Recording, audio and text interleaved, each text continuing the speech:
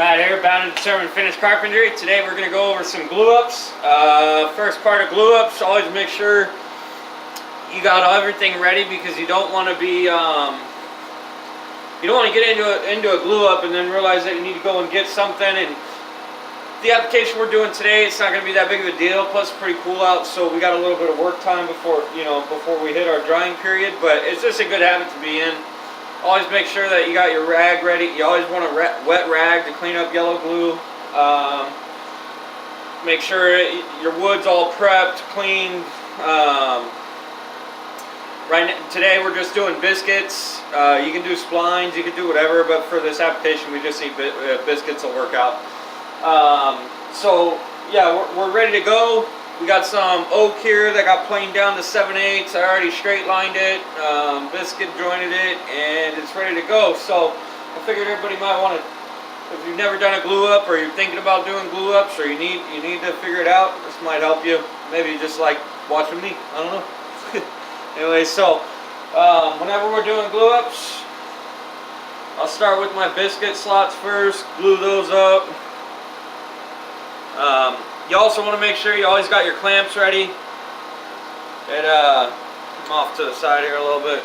We're going to be gluing up 3 pieces. This is actually going to be for some wedding bench backs that I'm making. I got about like 20 of them that I got to make. They're pretty cool. They're pretty cool looking. But and then after I've glued in my biscuit slots, I'll come back through, put a nice big fat bead all the way down the entire thing. Whenever you're doing your glue ups, always, if you want your glue ups to hold, always glue both surfaces completely. So don't just glue one surface, don't just do a bead of glue. I'll show you what I do. I always used my finger for the longest time, just because I was rough and crazy back in the day like that. But now anymore, I just use a roller. And you'll be able to see once I get these glued up, you'll see. Because a lot of people think, oh, well, you make too much of a mess or something. But I had a guy tell me once that there's no such thing as too much glue. So I've seen one guy who might have taken it been the counter to that saying, but for the most part it's true. You know what I mean? You can't really get too much glue. So we got that glued up. Got our biscuits right here. I use number 20s. I like the biggest. And since we're doing 2 pieces, I'm going to have to kind of join these together and then flip it over and then we'll glue again. And don't worry about if you get like a little bit, some glue drip, whoops.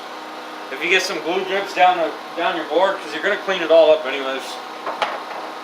So, I didn't show you how I went about marking everything, but what I do is I clean cut at least one end, and I always leave it a little bit long. That way you can cut it afterwards. And sometimes you gotta work these a little bit because they're a little bit bowed. But essentially, you line up one side, and then you make your marks, and then go through, biscuit them. That way, it's all ready to go, and everything lines up. Because you don't want to be like measure. I actually make a stick. So I know my camera's a little bit, let me adjust that up a little. I always make a stick that kind of has my layout on it. That way it's real quick and I just go through and bam, bam, bam. That way you're not measuring, because a lot of times like on these there's going to be like a radius on the back of it and a detail. So you need to make sure that your biscuits aren't going to be sticking out through the side when you cut that detail into it. So that's why I use like a stick that has all the measurements pre-marked on it, and then that way every single one's the same. Because like I said, I got about 30 of these that I got to do. So it's all about efficiency and consistency. Again, we'll do our slots first. Always make sure that you blow out like your biscuit slots too. If you're using biscuits, or even if you're doing a spline and you're using a router, however you do it, a lot of times there'll be wood shavings or wood debris inside the slots. So I always take my little blower and blow them out. That way it doesn't create some sort of blockage in there that'll create a gap in your glue up or something along those lines. But again, nice big fat bead across it. I used to always do it with my finger, and then I'd have to sit there and peel it all off my finger, which was kind of satisfying back in the day. I do miss that part a little bit, but it's not working anymore. So anymore, I just use a roller, nice and easy. And then like these foam rollers that I use for it, you can usually use them. They usually won't dry up on you right away. So you get a little bit of use. I mean, you use like a little acid brush too, but I got like tabletops where my edges are like 2.5 inches thick that I'm gluing up, which I'm going to be working on that a little bit later, but I figured I'd show you the glue ups on this one, easy. But yeah, so that's where these like really come in handy when you got big fat surfaces that you got to glue the entire thing. It saves you time, frustration, clean up. So I'll just go through, put our biscuits in. This is actually going to be this is like the first video. Actually, I did a video earlier today doing the introduction to what my YouTube channel is. So that's why I got the same shirt on. I'm sure people can tell, but if that's what you're noticing, then, well, I don't know, you pay more attention than I do. So now we've got our biscuits, everything's glued up, both surfaces. I'll show you another little trick here on the end. Oh, it came apart.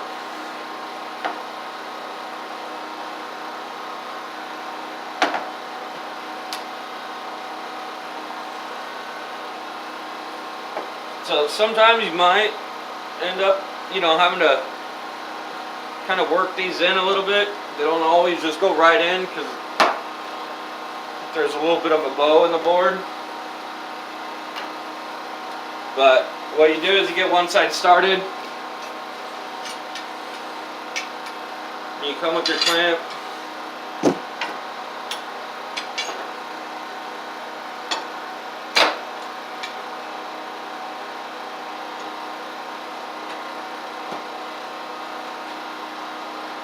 And then you just kind of work it and it'll fall into place. And then, because a lot of times when you probably can't see the piece anymore.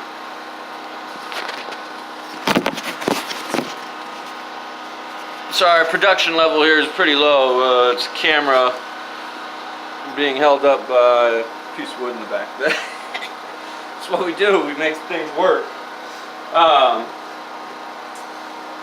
So now that we got our 3 pieces together, I forgot what I was saying before I started messing with my camera. But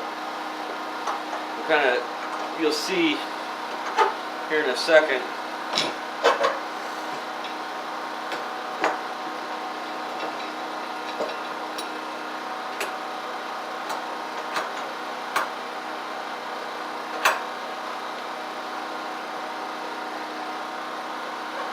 And I don't know if you probably can't see it yet, but there's a big fat bead of glue coming up on all the joints. That's what you want.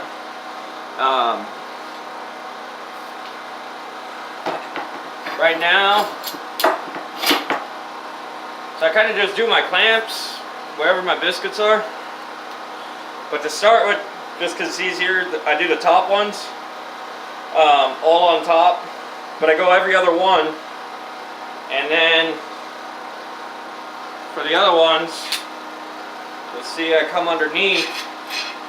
So you go over, I go over, under, over, under, over, under on each clamp. What that does is if you have too much pressure coming in all on the top, it'll start to kind of warp it up, depending on, especially if you got like a small bow in your board, or not bow, but hook or crown in your board, and you really got to wrench on it a little bit.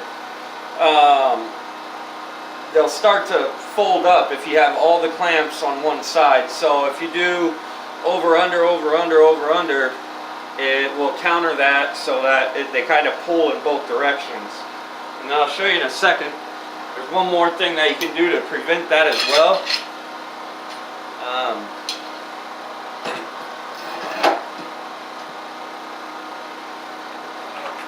When you look at the end of your board after you've clean cut it, you'll be able to see, and I'll show you over here on the end, but you'll be able to see that there's like an arch in the grain. And so, you know, it's coming off the center of the tree or whatever, but it'll either be, depending on which way you have the board flipped, it'll either be arched up, the grain, or arched down. And what you want to do is you want to stagger those, arch up, arch down, arch up, arch down. That way it like, again, it's just another counter to it trying to bend or fold on you a little bit. Let me get this last clamp on. I'll show you the glue up, kind of the end result.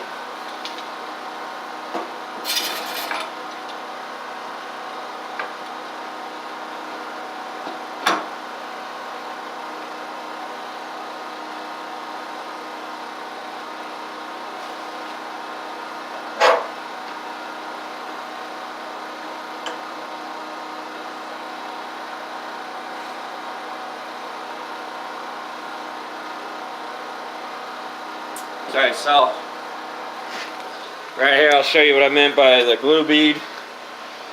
You can see how through the seams all the way down that glue bead's coming up, and then if you look on the bottom it'll be the same kind of deal. And there'll be a bunch of drips, and that's okay, and it's good. That's what you want. That's why you always have your wet rag pretty wet, and you just start cleaning up.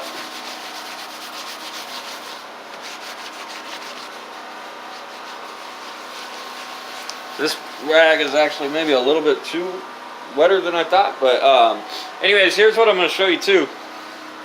Okay, so here's the end grain. Now I don't know if you can tell, but like this one is kind of where's my finger at?